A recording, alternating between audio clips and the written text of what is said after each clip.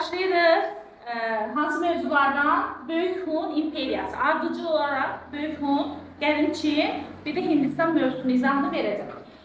Demək, baxırıq ilk öncə nəyə? Adətimiz üzrə ilk öncə baxırıq xəritəyə. Baxın, Böyük Hunun yerləşdiyi ərazi. Böyük Hun harada yerləşirdi? Mərkəzi Asiyada. Böyük Hun dövləti Mərkəzi Asiyada yaranmış ilk Türk dövlətidir. Bax, yadınızda saxlayırsınız. Bir var ki, Türk adını daşıyan ilk dövlət. Bunu deyəndə biz götürdük Göytürkü. Bir de var deyirik ki, Mərkəzi Asiyada yaranmış ilk Türk dövləti. Bu olacaqdır Böyük Hun. Böyük Hunun ərazisinə baxırsınız, təxmin ümumiyyətlə Mərkəzi Asiya, Qara Dənizin şimalından Gobi çölünə qədər uzanırdı, geniş bir ərazini əhatə edirdi. Və burada ümumiyyətlə Türklər, yəni Hunlar, Mərkəzi Asiyanın şəriksiz olaraq hakimləri olmuşlar. Şəriksiz hakim olmuşlar. Və Böyük çöl adlanırdı. Bu təbii ki, burada Böyük çöldə, bu ərazidə bunlar şərqdən qərbə, qərbdən şərqə doğru köç eləmişlər. Əsasən köç eləməklərin məqsədi otlaq sahələri ələ keçirməkdir. Ona görə yeni otlaq sahələri. Və bunların yaşadığı əraziyə baxsaq, Orxon və Selenqa çayları arasında, burada Orxon və Selenqa tapa bilmərəm, amma yəqin ki, o çayların arasında yaşayırdı. Orxon və Selenqa çayların arasında. Və onu deyim ki, bunlar, yəni Hunlar haqqında ilk məlumatlar nə vaxta aiddir desək, deyəcək ki, 2-ci minilliyə. Hansı mənbələrdə eradan əvvəl 2-ci minilliyə aiddir? Hansı mənbələrdə sizcə? Çin mənbələrində. Bəli, Çin mənbələrində bunlar haqqında məlumat verilir.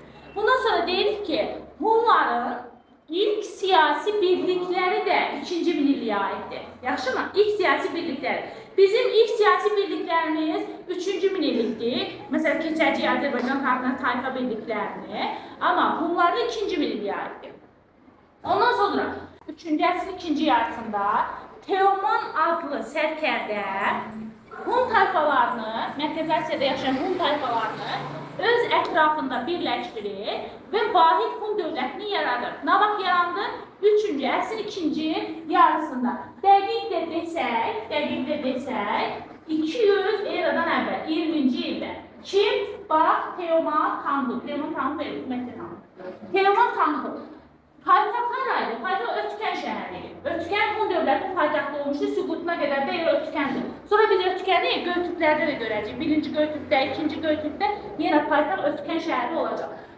Hunların yarandığı dövrdə qonşuluqda Çin dövləti də yaranmışdı. Çin də həmin dövrdə eradan əvvəl 3-cü əsrin ikinci yarısı, dəqiq isə 221-ci ildə vahid şəkildə birləşmişdir.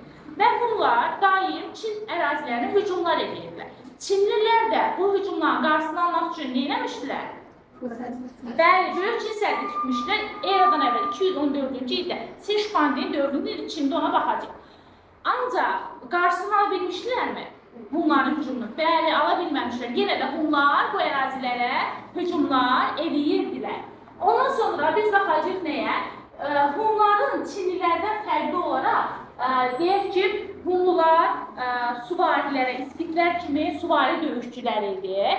Suvarilərə daha çox önəm verirlər. Onlarda ox atmaq, soyuq silahı da onlarda daha uzaq məsafə deyək ki, onlar düşməni məhv edə bilirdilər. Ancaq Çinlilər piyadalara önəm verirdilər. Ona görə də Hunlar üzərində qələbə qazanmaq onlar üçün çətin idi. Aydındır? Aha. Bundan sonra biz baxacağıq nəyə? Demək, baxın bu kişiyə Mete Tanhu. Mete Tanhu'nu deyək ki, Çin mənbələrində adlandırırdılar. Necə? Tanrı Butu. Bəli. Oğuznamələrdə adlandırılır Oğuz xalqı. Bəzi mənbələrində də Motun kimi də gedirdi. Gəlirik nəyə? Mete Tanhu Teoman Tanhu'nun oğluydu, ondan sonra gəlmişdi hakimiyyətə və Teoman Tanhu hakimiyyətdə oldu 209-a qədər. 220-də 209-a qədər Teoman Tanhu'dur. 209-dan eradan əvvəl 174-cü ilə qədər hakimiyyətdə olacaq Mete Tanhu. Mete Tanhu'nun dövründə Hun dövlətinin ərazisi genişlənir, daha da qüdrətlənir, güclənir. Mete Tanhu da Teoman Tanhu kimi Çin üzərində yürüşlər eləyir. Hətta onu deyim ki, bunlar arasında döyüş baş verir. Xatırlayırsınız hansı döyüşdür? Bəli, Pinçen döyüşüydü, eradan əvvəl 200-cü ildə idi. Pinçen döyüşünün nəticəsində Mete qalib gəlmişdi, Hunlar qalib gəlir. Hətta burada hansı taktikadan, məşhur Türk taktikası, bəli, Turan taktikasından da istifadə eləmişlər. Bundan sonra deyirik ki, bu Çin hökmdarı baxır ki, məğlub olur, mühacirəyə düşür. Deyir ki, Mete Tanhu'nun yoldaşına elçi göndərir ki, yəni onu razı salsın ki, müqavilə imzalasınlar. Və müqavilə imzalanır, Pinçe müqaviləsi imzalanır eradan əvvəl 200-cü ildə. Və Pinçe müqaviləsinin şərtinə görə də nə deyəcəyik? Çinin şimalı keçir Hunların nəzarətinə. Həmçinin Çinin ticarət yollarına nəzarət də Hunların əlinə keçir.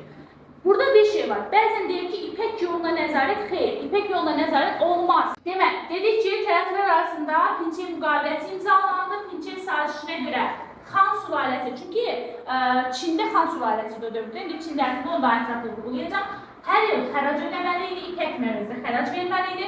Çinin şimal əraziləri Hun dövlətinə keçir.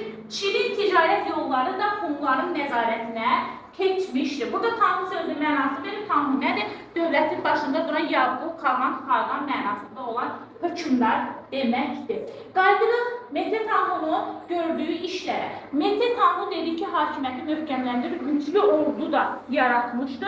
Teymanda da var idi, amma Mete'də daha da güclüydü. Hətta burada nədən istifadə eləmişdi bu? 10'luk, 100'lük, 1000'lik, 10 minlik olan hərbi dəstələrdən də, yəni 10'luk say sistemi deməyək, yəni hərbi birləşmələrdən də istifadə etmişdi. Bir de burada fil səsi çıxaran oxlar var idi. Fil səsi çıxaran oxlar düşməni qorxuya salırdı. Atan zaman bilirdi fil səsi çıxarırdı.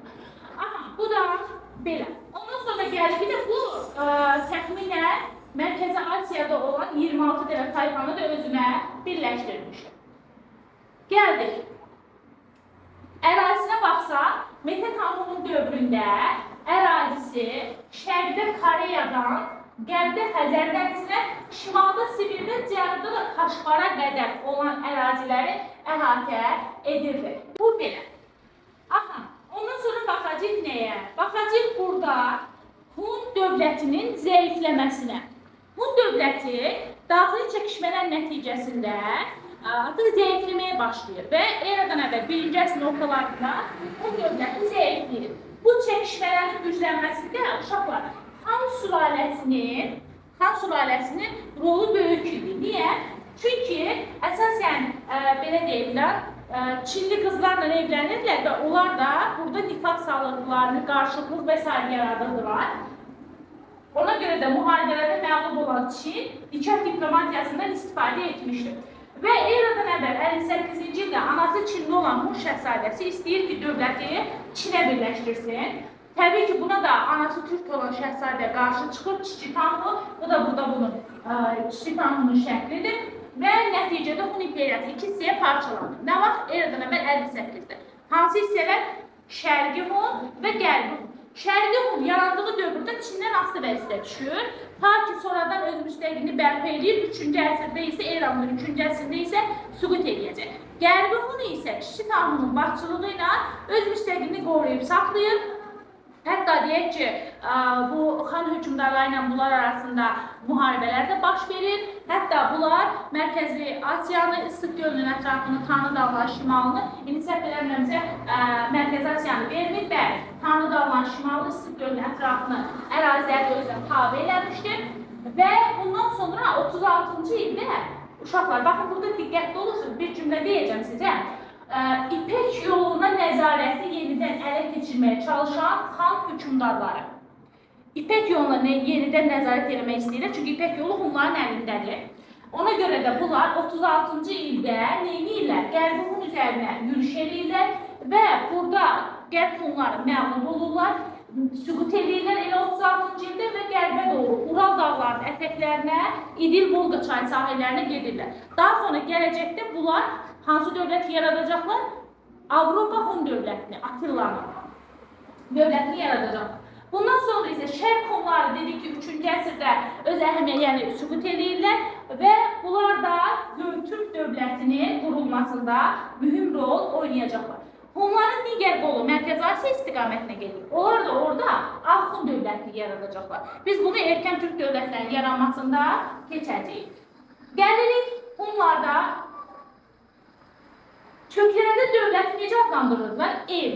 El o idi ki, xalqı olan dövlət deməkdir. Xalqı olan dövləti el adlandırırlar.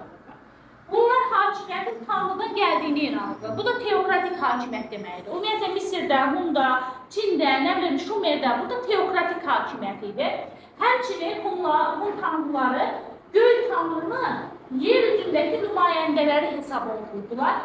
Üstəgəl bunlar da hakimiyyət irsən keçirdi. İskitlərdə olduğu kimi süvarilərdən ordular təşkil olunmuşdu.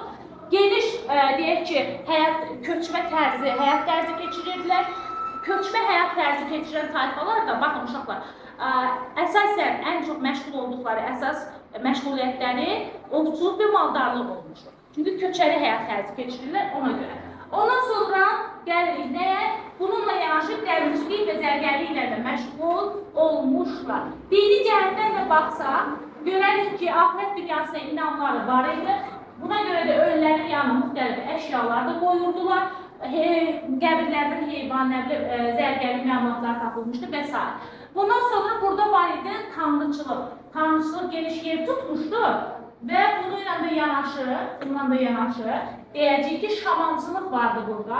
Bəs şamançılıq nə idi? Əsasən şamançılıq deyək ki, göy tanrı ilə insanlar arasında əlaqə yaradan şəxs. Necə adlanırdı? Şaman adlanırdı. Bunlar göy tanrıya da sitayiş edirdilər. Ən ulu tanrıları bunların ay və günəş tanrıları idi. Bir də bir şey deyəcəm. Qut vardı burada. Qut nədir? Xoşbəxtlik. Yəni tanrının yaratma və hadisələrə müdaxiləsini bunlar qut deyə, qut kimi yəni qut yolu ilə gerçəkləşirdi. Bu oldu nə? Böyük Hun dövləti. Bundan sonra gəlirik Çin dövlətinə. Baxaq.